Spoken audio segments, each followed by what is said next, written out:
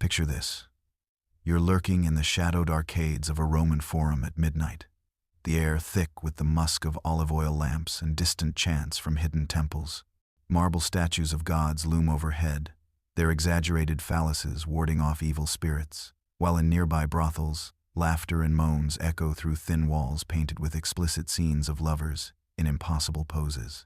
A patrician slips past, his toga disheveled, fresh from an encounter with a slave boy trained in arts, forbidden to the uninitiated. The ground beneath your feet hides cursed tablets buried by jealous lovers, invoking gods to bind rivals' desires or curse their genitals. These weren't mere fantasies or outliers in Roman life. They were threads in a tapestry of power, pleasure, and peril that defined an empire where sex was as much a weapon as a delight, blurring lines between divine ritual and depraved excess. Before we plunge into these astonishing tales of ancient desire gone wild, if you crave uncovering the raw, unfiltered edges of history, smash that like button and subscribe for more dives into the past's darkest corners. Drop a comment below sharing what shocks you most about ancient customs. It's mind-blowing how we're connecting over these wild stories from empires long crumbled, united by our endless fascination with human extremes. What we view as private passions today, bedroom secrets, fleeting flings, personal kinks unfolded in ancient Rome under rules so outlandish and extreme that they shatter our modern notions of intimacy. These weren't rare scandals or underground vices. They were embedded in law, religion, and daily life, forging a society where dominance dictated desire, and bizarre acts reinforced hierarchies of citizen, slave, and emperor. In 79 AD, when Mount Vesuvius entombed Pompeii in ash, it sealed away not just streets and homes, but snapshots of sexual eccentricities Romans rarely boasted about openly. Digs have unearthed phallic amulets dangling from doorways, brothel walls scrawled with graphic graffiti, and bathhouses where social mingling veered into erotic negotiations, revealing a world where pleasure often danced with pain, humiliation, and the supernatural. Consider the Roman fixation on virtus, often translated as virtue or manliness, but embodying a far more aggressive concept of dominance and self-mastery that permeated every aspect of sexual expression. For a Roman citizen male, sexuality wasn't a realm of equality or tenderness. It was an arena of conquest where he asserted his superiority through penetration, always the active force imposing his will on those below him in the social order: slaves, foreigners, prostitutes, or young boys not yet donned in the toga of adulthood. To assume the passive role, to be penetrated, was to forfeit one's masculinity entirely, branding a man as effeminate, weak, and unworthy of respect or authority in the eyes of his peers. This wasn't mere social preference. It was a cultural imperative so deeply ingrained that it could destroy careers and legacies. Julius Caesar, the conqueror of Gaul and architect of empire, spent his life battling whispers that in his youth he had played the submissive role to King Nicomedes of Bithynia during a diplomatic mission, earning the mocking epithet Queen of Bithynia from rivals who painted him as every woman's husband and every man's wife. Political graffiti scrawled on Roman walls repeated these taunts, suggesting his military triumphs were overcompensations for this perceived sexual disgrace. Yet Caesar turned the rumors to his advantage, amassing a string of conquests that included not just territories but noble women and queens, most famously Cleopatra of Egypt, whose affair with him produced a son and intertwined Roman politics with Eastern intrigue. Their liaison, conducted amid the opulent palaces of Alexandria, involved rituals of power where Caesar's dominance was reaffirmed nightly, even as Cleopatra wielded her own seductive influence to secure alliances for her throne. These stories, preserved in the writings of Suetonius and Plutarch, illustrate how Roman sexuality operated as a public performance of power, where personal acts carried political weight and could elevate or eviscerate a man's standing in the eternal game of imperial ambition. Roman attitudes toward same-sex relations between men bore little resemblance to our modern concepts of homosexuality, defined not by the gender of partners but by the rigid hierarchies of active versus passive, penetrator versus penetrated. A freeborn Roman man could engage sexually with other males, slaves, freedmen, or adolescents without tarnishing his reputation, as long as he maintained the dominant position that mirrored his social superiority. This practice drew from Greek influences but was adapted to Roman values of conquest and control, turning what might have been mutual affection into a display of mastery. Pederasty, the structured relationship between an adult mentor and a beardless youth, was particularly celebrated among the elite as a form of education in philosophy, warfare, and citizenship, often culminating in erotic initiation, where the elder guided the younger into manhood through physical intimacy. Yet boundaries were strict. The boy must not be a freeborn equal, lest it imply equality or submission on the mentor's part. And once the youth grew a beard signaling full maturity, the sexual component was expected to end, transforming into lifelong patronage. Passive participants in adulthood, labeled as s.e.x.ual or pathici, faced scorn and exclusion from public life, their supposed effeminacy equated with moral decay and unreliability in matters of state. Emperor Hadrian's passionate bond with the beautiful Bithynian youth, Antinous, exemplified both the ideal and its perilous excesses. Their relationship began as a classic pederastic mentorship during Hadrian's travels, evolving into an all-consuming love that saw the emperor lavish gifts and honors on his companion. When Antinous drowned mysteriously in the Nile in 130 AD, some whispered suicide. Others ritual sacrifice to extend Hadrian's life. The grief-stricken ruler deified him as a god, founding the city of Antinoepolis at the site, commissioning countless statues that depicted Antinous with divine attributes, and establishing cults across the empire.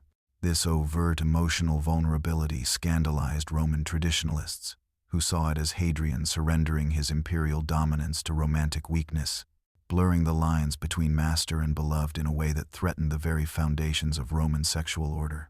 Lesbianism in ancient Rome existed in a shadowy realm that perplexed and provoked male authors, who struggled to comprehend or accept sexual acts between women that bypassed the phallus entirely, viewing them as unnatural usurpations of male privilege and threats to the established order of dominance.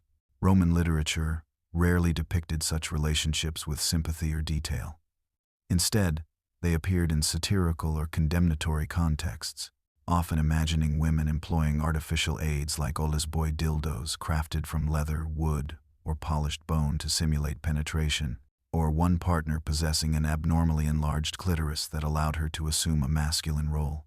These descriptions stemmed from a deep-seated anxiety that female same-sex unions disrupted the patriarchal hierarchy, where women were expected to be passive recipients rather than active agents of desire.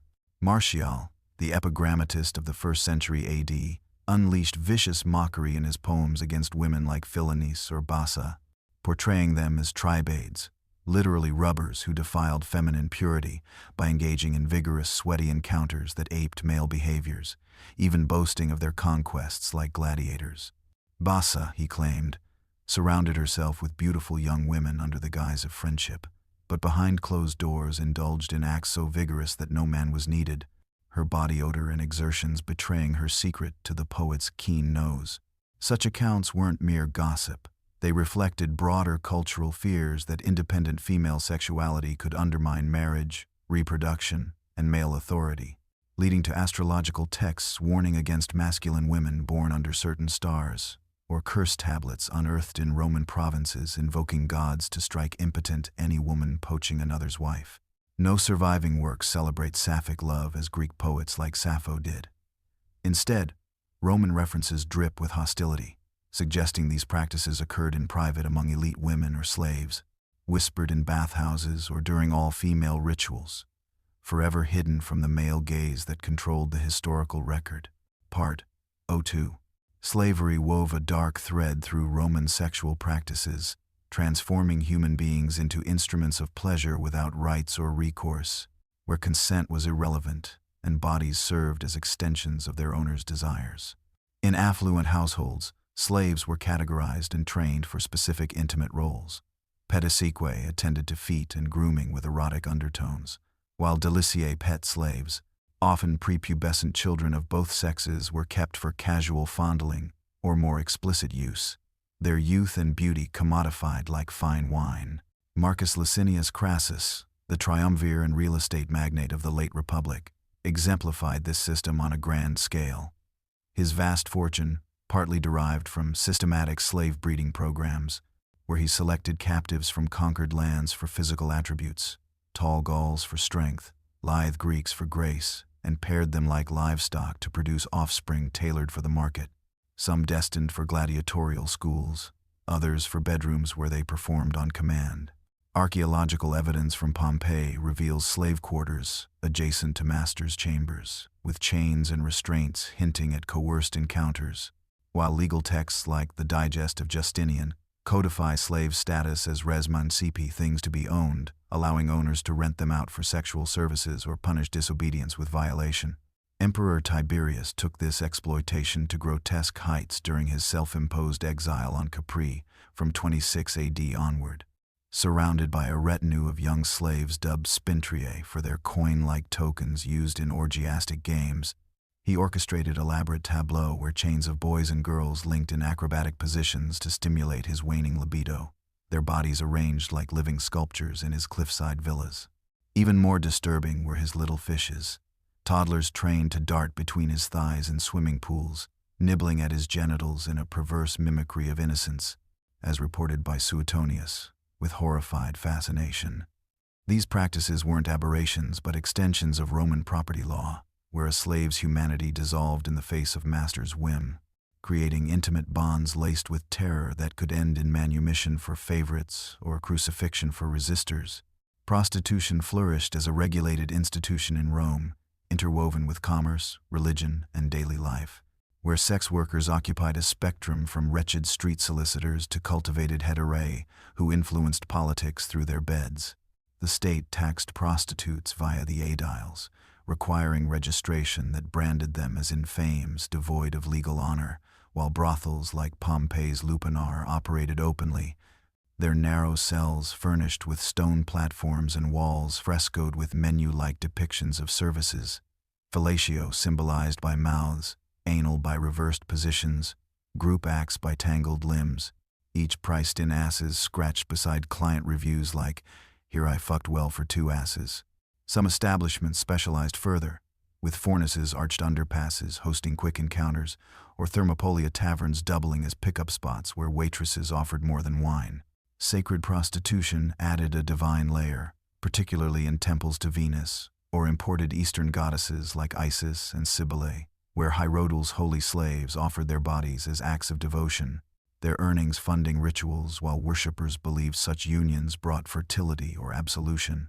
Empress Messalina, notorious consort of Claudius in the mid-1st century AD, embodied the blurred lines between elite licentiousness and professional vice.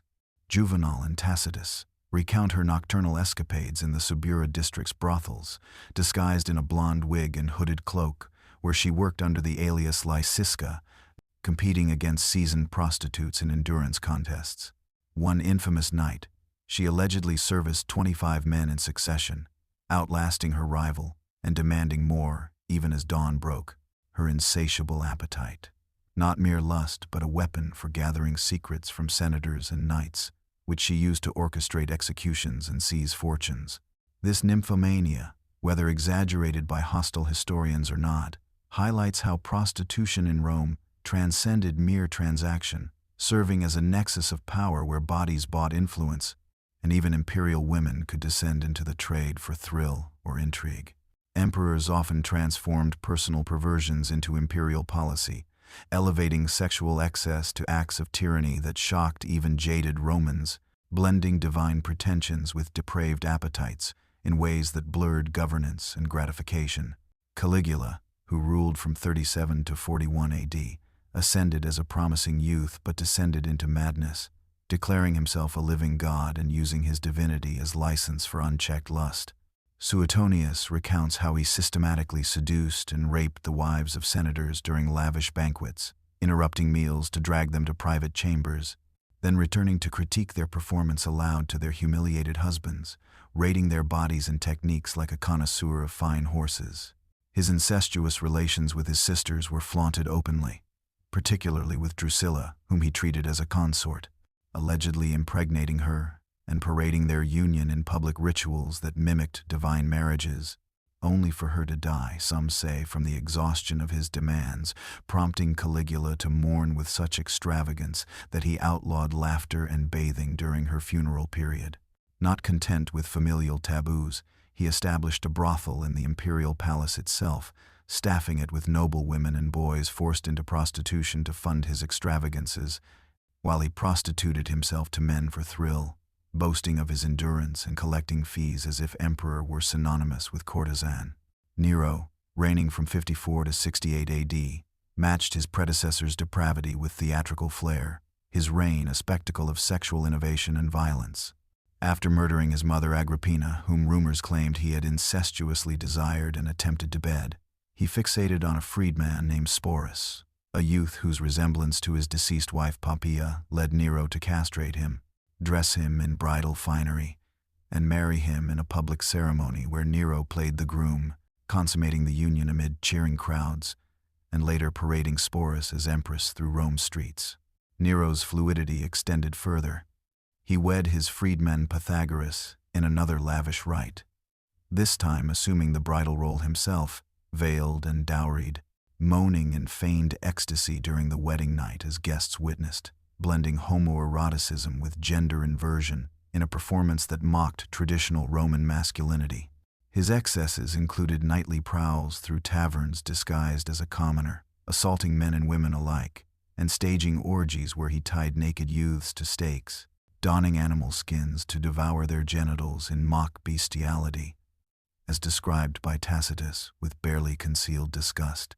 Elagabalus, the teenage priest-emperor from 218 to 222 AD, imported Syrian sun worship to Rome but became infamous for his gender-defying promiscuity, painting his face like a woman's, wearing wigs and silks, and prostituting himself in the palace and city's taverns, soliciting strangers while adopting feminine mannerisms and begging for clients to treat him roughly.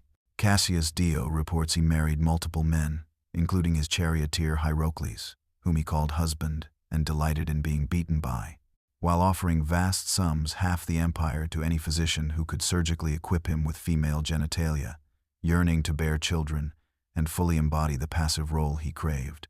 His reign featured nightly banquets, turning into orgies where he danced nude as the god s.e.x.ual, incorporating ritual castration into his cult, self-inflicted by some priests, and blending religious ecstasy with sexual abandon, ultimately leading to his assassination at 18, his body dragged through the streets as a symbol of excess overthrown. These imperial indulgences weren't private vices but public displays that reinforced autocratic power, using sex as a tool to humiliate elites, defy norms, and assert godlike freedom, leaving historians like Suetonius and Dio to chronicle them as cautionary tales of how unchecked authority corrupts the bedroom as thoroughly as the throne. Festivals provided sanctioned outlets for communal debauchery, where religious fervor unleashed inhibitions in rituals that merged piety with primal urges, often escalating into public spectacles of coupling and excess that would stun modern sensibilities. Lupercalia, celebrated each February, honored fertility god Lupercus with naked young men, luperci smeared in goat blood running through Rome's streets, whipping women with thongs cut from sacrificed hides. Far from punishment, women eagerly bared their backs or hands, believing the lashes ensured conception and easy childbirth, and historical accounts suggest these chases frequently devolved into consensual grapples and on-the-spot intercourse amid cheering crowds. The Floralia, held in late April to honor Flora, goddess of flowers and spring, featured theatrical mimes where actresses stripped nude on stage, performing erotic dances and simulated sex acts to invoke blooming abundance, while prostitutes considered under Flora's protection danced naked through the streets, crowds pelting them with beans and lupines symbolizing seeds, the festivities culminating in released hares and goats to represent unchecked lust. Most notorious were the Bacchanalia, ecstatic rites imported from Greece for Dionysus Roman Bacchus, where initiates gathered in secluded groves for wine-fueled orgies that dissolved social barriers. Men and women, citizens and slaves, writhed in frenzied dances, prophetic trances, and indiscriminate coupling, often incorporating ritual flagellation and animal sacrifices to heighten ecstasy. Livy describes scenes of such chaos, screams, music, and bodies entangled in the dark that the Senate, fearing political subversion hidden in the revelry, banned them in 186 BC with the Senatus Consultum de Bacchanalibus, executing thousands suspected of participation and restricting future rights to tame, state-approved forms.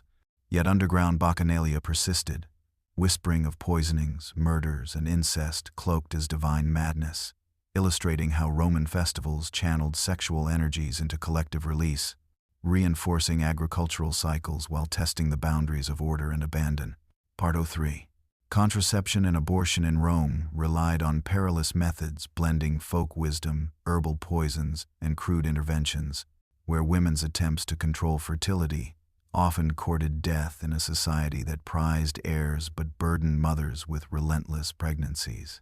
Silphium, a fennel-like plant from Cyrenaica, stood as the empire's most coveted contraceptive, consumed as a tea or pessary to prevent conception or induce abortion. So effective and demanded was it that Romans harvested it to extinction by the 1st century AD, its heart-shaped seed pod immortalized on Cyrenian coins as a symbol of wealth and desire's restraint. Alternatives abounded, but with lethal risks. Women inserted wool plugs soaked in acidic mixtures of vinegar, cedar gum, or opium before intercourse, or leaped vigorously post-coitus in kangaroo jumps to dislodge semen, as advised by Soranus of Ephesus in his gynecology treatise. Abortifacients like pennyroyal, rue, or savin were ingested in toxic doses that triggered violent expulsions but frequently caused hemorrhaging, organ failure, or sepsis. Pliny the Elder catalogued these in his Natural History, noting a wealthy matron who, desperate to end an unwanted pregnancy, downed a brew of crushed beetles and myrrh, only to writhe in agony as it corroded her insides, dying days later while her family concealed the truth as a mysterious fever. Mechanical abortions involved midwives wielding bronze specula and hooks to extract fetuses, procedures performed without anesthesia on restrained women biting leather straps, leading to infections that claimed countless lives in an era before antibiotics. These practices, while legally permitted since the fetus was seen as part of the mother until birth, reflected the desperate calculus of Roman women navigating a world where contraception was unreliable, abortion hazardous, and unwanted children could spell social or economic ruin, all while elite men debated philosophy oblivious to the bodily toll. Depilation practices in ancient Rome reached levels of obsession among the upper classes, where both men and women pursued hairless bodies as a mark of refinement and hygiene, employing methods so painful and time-consuming that they bordered on ritualistic torture endured in the name of beauty and status. Slaves trained as ellipilari specialized in this art, using heated bronze tweezers to pluck individual hairs from arms, legs, underarms, and pubic areas, or applying sticky resins made from pine pitch and wax that were ripped off with swift motions, leaving skin raw and inflamed but impeccably smooth according to the fashions dictated by Greek influences and Roman excess. Pumice stones ground against the skin, or depilatory pastes concocted from arsenic sulfide and quicklime corroded hair follicles, but often caused burns or permanent scarring.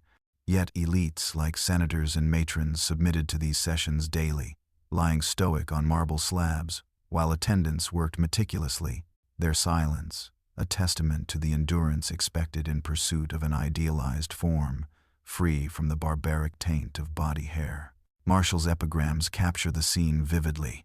A wealthy woman sprawled in her private chambers, tears streaming silently as her slave girl tweezed her most intimate regions, the air filled with the sizzle of hot metal and faint scent of singed flesh, all while she maintained the composed expression of Roman dignity, knowing that any cry might betray weakness unfit for her class. Men weren't exempt. Gladiators and actors depilated to enhance muscle definition, and even emperors like Domitian mandated hairlessness among courtiers, turning personal grooming into a political statement where hirsute bodies signaled lower status or foreign otherness. These routines weren't mere vanity. They intertwined with sexual appeal, as smooth skin facilitated closer contact and aligned with erotic art depicting gods and lovers in hairless perfection. Though the procedures frequently led to infections in Rome's humid climate, reminding practitioners that beauty's price was often paid in quiet suffering. Cosmetics in the Roman world promised enhancement but delivered slow poison, with formulations containing lethal ingredients that women and some men applied liberally to achieve the pale, flawless complexions signifying leisure and nobility, far removed from the tanned skins of laborers exposed to the sun. Lead carbonate, mixed into thick pastes with vinegar and applied as cerussa to whiten faces and necks, created that coveted pallor but leached into the bloodstream over time, causing neurological damage, infertility, miscarriages, and premature death, as chronicled by Pliny, who warned of its dangers, yet noted its ubiquity among the elite. Rouge for cheeks and lips came from cinnabar, a mercury sulfide that produced vibrant reds but eroded enamel, rotted gums, and induced tremors or madness with prolonged use, while kohl eyeliners blended antimony with soot and animal fats to darken lids, often leading to eye infections or lead poisoning through absorption.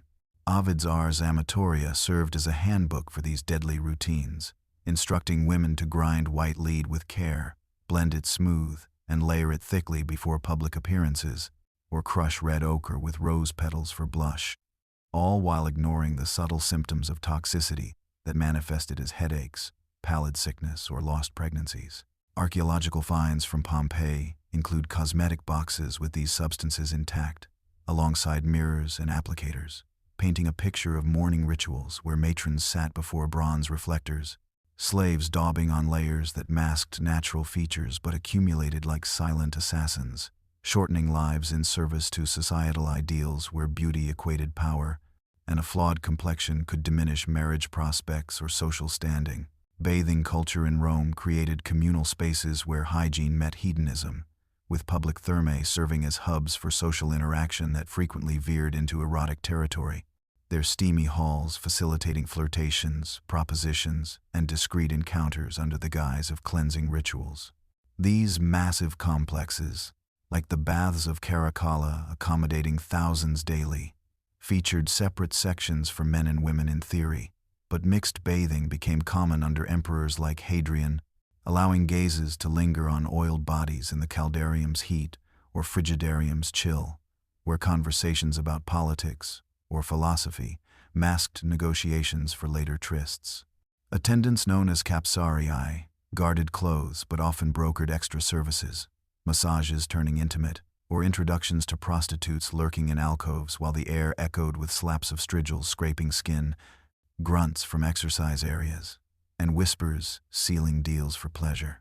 Seneca, living above a bathhouse in the 1st century AD, complained bitterly in his letters about the cacophony below, the bellows of arm wrestlers, the cries of those being plucked bald, the hawkers selling sweets or services, and beneath it all, the subtle commerce of flesh where young men solicited patrons or women arranged assignations, revealing how baths functioned as equalizers of class yet amplifiers of desire.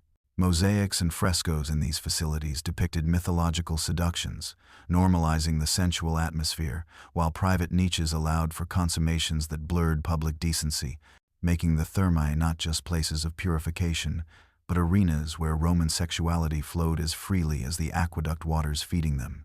Infibulation represented one of Rome's more bizarre restraints on male sexuality, a procedure where the foreskin was pierced and fastened with a fibula, a metal ring or clasp to prevent erection or intercourse, often imposed on slaves, athletes, or performers to preserve energy, voices, or chastity in a culture obsessed with control over bodily urges.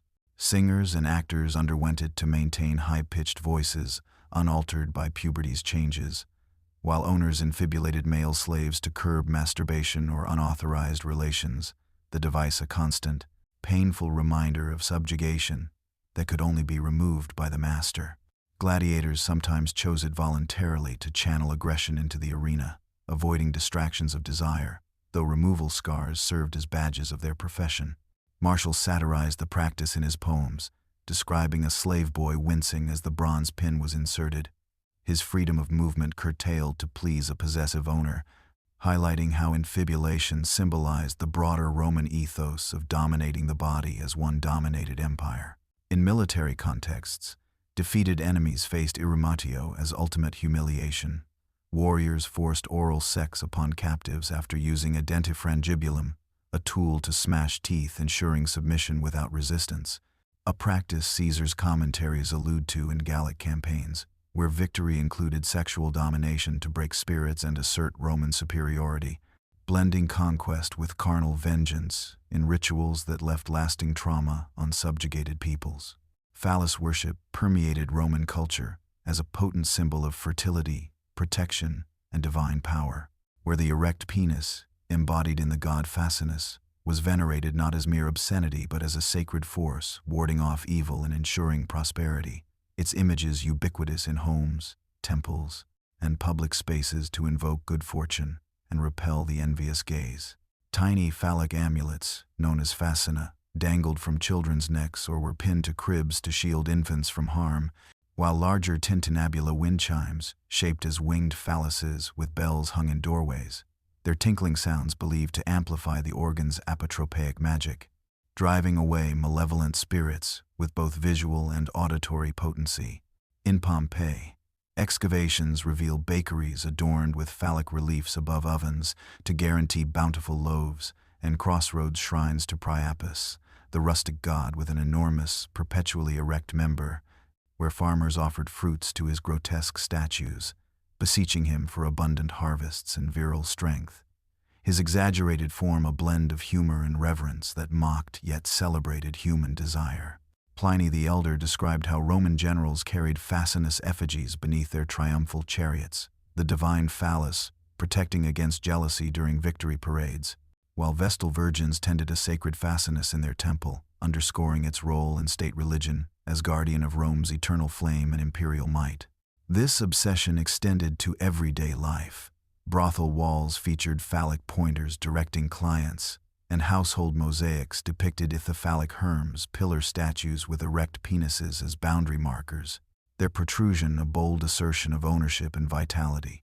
Far from prudish embarrassment, Romans embraced the phallus in festivals like the Liberalia, where giant wooden members were paraded through streets on carts, women crowning them with wreaths and singing bawdy songs to promote fertility, illustrating how this symbol intertwined sexuality with the sacred body, turning the body's most primal urge into a cosmic shield against misfortune. Bestiality surfaced in Roman myths and spectacles as a boundary-shattering taboo that fascinated and horrified, often reenacted in arenas as punishment or entertainment, blending divine lore with brutal reality to titillate crowds while reinforcing moral hierarchies. The legend of Pasiphae, wife of Cretan king Minos, epitomized this.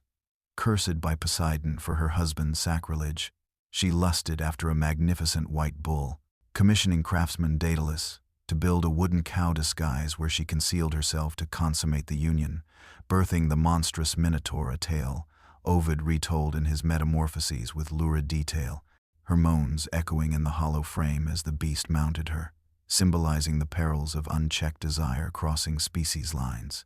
Such stories inspired grisly executions in the Colosseum, where condemned women, adulteresses, or Christians were bound naked to platforms and assaulted by trained animals like bulls, bears, or giraffes, the crowd roaring as myth came alive in blood and agony.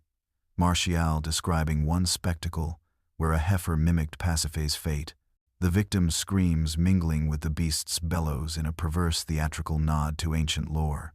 Bestiality also appeared in religious rites, particularly Eastern cults like that of Cybele, where galley priests castrated themselves in ecstasy and rumors whispered of unions with sacred animals to achieve divine communion, while satirical works like Apuleius's Golden Ass portrayed a woman eagerly coupling with a donkey in a brothel show, her enthusiasm turning to horror upon transformation. Archaeological art from Pompeii shows explicit frescoes of women with goats or dogs, suggesting private practices among the elite for thrill or magic, though law condemned it as stuprum defilement punishable by death. Yet emperors like Nero allegedly staged private orgies with horses, blurring imperial whim with mythic emulation. These acts, whether fictional exaggeration or grim truth, revealed Rome's dual nature, a civilization that mythologized transgression to explore human limits, yet weaponized it in arenas to degrade the weak, turning bestiality into a spectacle of power where the animalistic underscored the fragility of civilized order. Magic intertwined with Roman sexuality through spells, potions, and curses designed to inflame desire, bind lovers, or wreak vengeance, where everyday folk invoked supernatural forces via depictions, lead curse tablets inscribed with invocations, and buried in graves or wells to harness the underworld's power for intimate ends. These tablets, thousands unearthed across the empire, often targeted romantic rivals.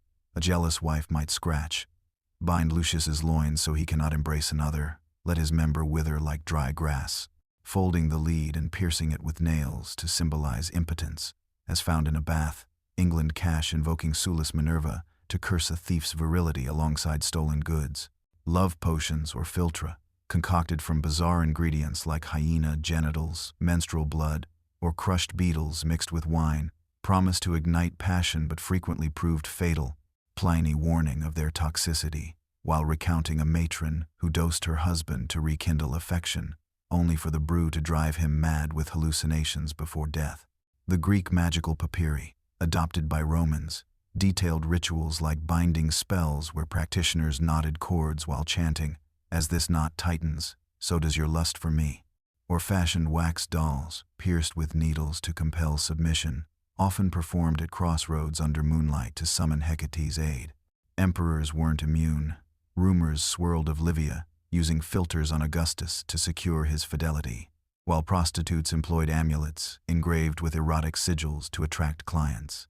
These practices blurred love and coercion, with depictions for separation cursing couples, let fire consume their union, acid dissolve their bed, or for eternal torment, reflecting a world where sexuality was battlefield terrain, magic the weapon of the powerless to manipulate hearts and bodies, often at the cost of sanity or life.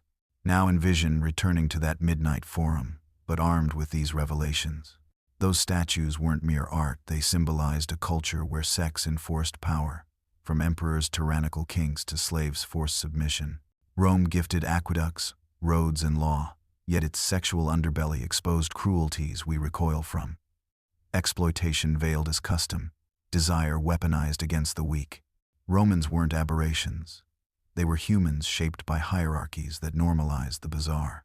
Pompeii's ashes preserve not just ruins, but echoes of desires twisted by dominance, whispering that every society's intimate codes reveal its core truths about power and humanity.